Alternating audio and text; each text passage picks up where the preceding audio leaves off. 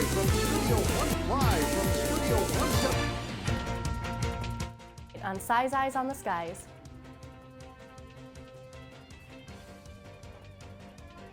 Warmer temperatures making their way into Iowa over the weekend. I'll have more about that coming up. Plus, Sarah also has your national forecast. All that and more as this Thursday, November 14th edition of Size Eyes on the Skies starts now. Live from Studio 171 in Ames, Iowa, the Iowa State Meteorology Department team of meteorologists brings you the latest weather from around the country and out your front door. Iowa State's longest running television program and the only live weather broadcast on campus starts right now. This is Size Eyes on the Skies. Welcome back to Size Eyes. I'm now joined by Sarah. So, Sarah, what did you think of all that snow we've been getting recently? I know, I hated it. I hate driving in the snow, and obviously it was, it was freezing rain and then it froze into snow, obviously. So it was terrible driving conditions, and I hated it. I want it all to be gone. I want it to be 70 and melt and sunny. I'm with you on that. If it's too cold to wear a t-shirt, it's too cold. Okay, well, it seems like you're going to struggle for a couple months then, right? It's cold in agronomy too. It's I don't know what's with the heat or something, but someone told me that the heat's out for most of the building, so I'm just freezing all the time. I hate it. I absolutely hate it. But it looks like this weekend it's going to be warming up just a little bit. Today's highs, we made it, and our high temperature was in Spencer and Council Bluffs at 39 degrees. Most of the state, though, saw mid to upper 20s and low 30s. So it was 28 here in Ames, 32 in Des Moines, a little bit warmer down there. So can't click? Okay. And I'll have more about that next.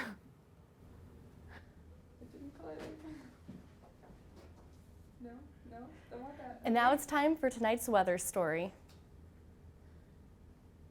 On this day in 1969, the space shuttle took off and threw quite a bit of lightning on its way up, which was very problematic considering nobody could see what was going on and communications went out. So there's significant problems for the guys in the space shuttle. So I can't imagine the amount of stress that they would have been through. But luckily, weather forecasting has gotten a lot better in the meantime, and that shouldn't happen again for any future space ventures. And now here's Sarah with a look at what's going on. Wow, Rachel, that was a great weather story you had going there.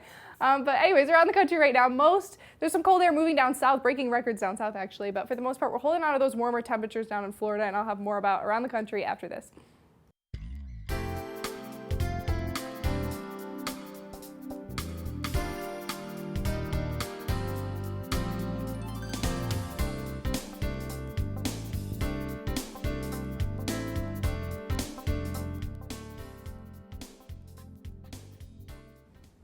Welcome back. Now here's Sarah with a look at what's happening around the nation. Thanks, Rachel. And like I said, the really big story right now is this cold air coming down from Canada, breaking those records down south. Across the Midwest, though, temperatures still well below normal, about 20 degrees below normal here in Ames and Des Moines today. But for the most part, again, seeing temperatures in the mid to upper 30s, out 40 and 43 in North Platte and Rapid City. But here in Des Moines, again, 27 is the low temperature around the Midwest. Towards the northeast, it's similar temperatures, as I said before, 22 in Caribou, 40 in Washington, D.C. Moving down south again, where you'd normally see those warmer temperatures, well below average, breaking records in some areas, 44 in Atlanta, 50 in Dallas, and 48 in Houston. So definitely seeing those colder temperatures that are more prone to the Midwest at this time of the year. Down to the southwest, though, still kind of holding out of those warmer temperatures. Again, not too many records being broken out here. 58 in San Francisco, 72 in Bakersfield, up in Salt Lake City, 52. So fairly normal in that portion of the country. But to the northwest, again, starting to see that cold air trickle down. As you can see, the blue color change into the green.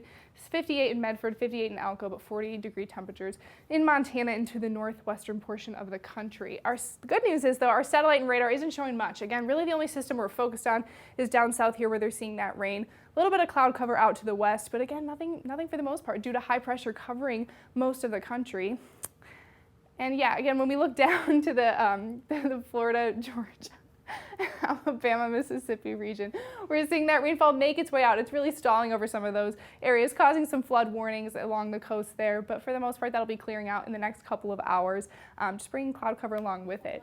Our watches and warnings, though, similar story. Again, down here, that's where we see our flood warning and warnings along the coast, but for the most part around the country, pretty clear. So at least due to that high pressure, cold air, but not a lot of precip coming along with it. Our upper atmosphere tends to give us an accurate depiction of what's going to happen over the next couple of days. We see this low pressure system kind of move off east, bringing in some more zonal flow, which brings high pressure and oftentimes clearer conditions, which you saw right before that satellite and radar. On Saturday, as we start to see another trough develop again, so those warmer temperatures that we will have over the weekend might start to diminish into next week, bringing us back more towards those 30 and 40 degree temperatures. Our futurecast, again, this high pressure keeping most of the central portion of the country warm. This low pressure kind of trickling down, keeping a cold front north of Iowa for the next couple of days. That rain, again, is moving out of that region, bringing in some cloud cover and snow to the west as before, but really the Midwest staying pretty dry for the next couple of days here. Saturday night around our game time, again, maybe some clouds, but mostly sunny skies for the most part and no chance of precip on the map anywhere. Our extended forecast is for Orlando, Florida. Again, seeing those thunderstorms and heavy rainfall tonight, but sitting at 76, clearing out over the weekend, back down to 65, 68 on Sunday, back into the 70s with sunshine for early next week. Thanks, Sarah. Now let's take a look at tonight's trivia question. When was the most recent tornado in the 2019 severe season? Was it A, August 20th, B, August 23rd, C, August 30th, or D, September 6th? We'll have your answer coming up. Now let's have a look at the week ahead with Sarah. I'm the only forecaster today. Our temperatures again around the state sitting in the mid to upper 20s. Gonna warm up over the weekend. I'll have more about that coming up. Welcome back to Size Eyes again. Quick look at our temperatures around the state right now. 27 in Des Moines, 10 degree difference between Des Moines and Ames here. 17, well below average for this time of the year. Pretty much the story around the state. If I can click to my next slide here. 33 out in Sioux City, warmer out west for once. But down east again, seeing similar temperatures. We're going to try to skip past this slide. No, we're not going to do that. There we go. Okay, our wind speeds around the state, though, fairly calm, not really contributing to that cold temperatures that we're seeing. 5 in Ames, 5 in Des Moines, pretty calm out west again with those warmer temperatures. Similar around the state, the high looking at Mason City at 8 miles per hour right now. Our wind chill, though, again, very similar to what we're seeing. Not too bad waking up tomorrow morning. 30 in Ames, 28 in Des Moines. But as we move on to our game in Saturday and early Saturday morning, they start to pick up a little bit. And then, okay, we're on a satellite and radar again. All right, so our satellite radar again right now not showing much, seeing a little bit of cloud cover trickle off to the eastern portion of the state, but for the most part, not seeing much going on here or really the Midwest due to that high pressure I talked about a little bit earlier.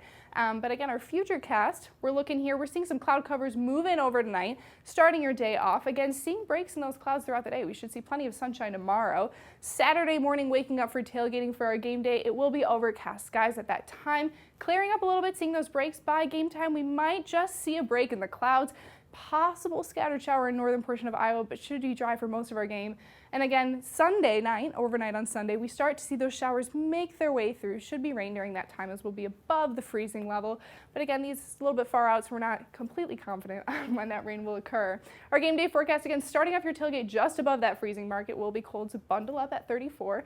Our kickoff a little bit warmer, again, seeing those breaks in the clouds at 41 degrees at that time. Our wind, however, is going to pick up during that time as well. Again, Friday, seeing that wind stay calm as it was today.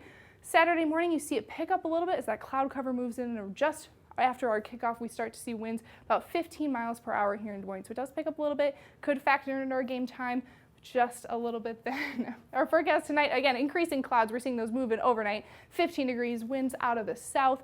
Tomorrow, again, warming up a little bit to 39, winds out of the south again, starting to see those breaks in those clouds and see the sunshine for just a little bit. Our extended forecast Friday, we have a high of 38, like I said. Saturday, up 41, that chance of snow late overnight, possibly rain because we're sitting at 41, well above that freezing mark. Warming up a little bit from what we saw this week, temperatures sitting in the 40s until we get to Thursday and we drop down to 39.